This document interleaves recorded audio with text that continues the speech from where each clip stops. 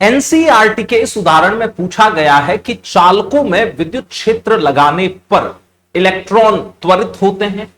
अब इलेक्ट्रॉन यदि त्वरित हो रहे हैं तो ये अपरिवर्ती औसत अपवाह वेग क्यों प्राप्त करते हैं? त्वरित हो रहे हैं, उन पे बल लग रहा है, तो उनका वेग लगातार क्यों नहीं बढ़ता जाता? उनका औसत अपवाह वेग नियत क्यों हो जाता है? अपरिवर्ती का मतलब नियत होता है उनका औसत अपवाह वेग। आइए इसका कारण समझते हैं। हमें यह पता है कि किसी भी चालक के अंदर जो धन आयन होते हैं हम उन्हें स्थिर मानते हैं।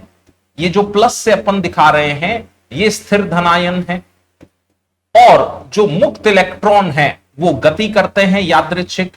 ये जो है वो इलेक्ट्रॉन है। कुछ मुक्त इलेक्ट्रॉन हमने इस चालक के अंदर दिखा दिए। ये इलेक्ट्रॉन यादृच्छिक गति करते हुए मान लो यहां इस धनायन से टकरा के ये अपनी चाल खो देंगे, फिर ये पुनः अपनी गति प्रारंभ करेंगे और मान लीजिए इधर गए, इधर ये फिर किसी और धनायन से टकराए, यहां कोई और धनायन उपस्थित हो सकता है, ये उससे टकरा के ये इलेक्ट्रॉन फिर मान लो इधर आए, तो ये इलेक्ट्रॉन बार बार धन आयनों से टक्कर करते हैं, अपनी चाल को खोते हैं, फिर वापस अपनी चाल को बढ़ाते हैं।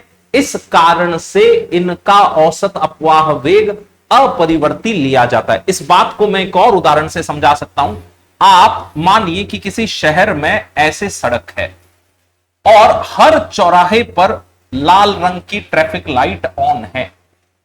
अब आप एक बाइक लेके निकले, आप यहां से यहां तक तो बहुत तेजी से जाएंगे, सड़क सीधी है, लेकिन यहां ट्रैफिक लाइट ऑन होने के कारण आपको रुकना पड़ेगा। ठीक है, फिर आपने जीरो से अपनी गाड़ी को शुरू किया, आप स्पीड बढ़ाते हुए गए, लेकिन यहां ट्रैफिक लाइट ऑन है, इस चौराहे पर आपको रुकना पड़ेगा। तो आपकी चाल बार बार बढ़ तो रही है लेकिन रुकना भी तो पड़ रहा है। तो इस पूरी गति के लिए औसत तौर पर देखें तो आपका वेग नियत माना जा सकता है, अपरिवर्ती माना जा सकता है। चूंकि इलेक्ट्रॉन बार बार संघट करते रहते हैं धन आयनों से, बार बार वो अपनी चाल को खोते रहते हैं, फिर पुनः प्राप्त करते हैं, फिर टकराते हैं, फिर खोते हैं, तो इस पूरे प्रक्रम के लिए इनका अपवाह वेग औसत जब निकाला जाता है तो वो नियत आ जाता है।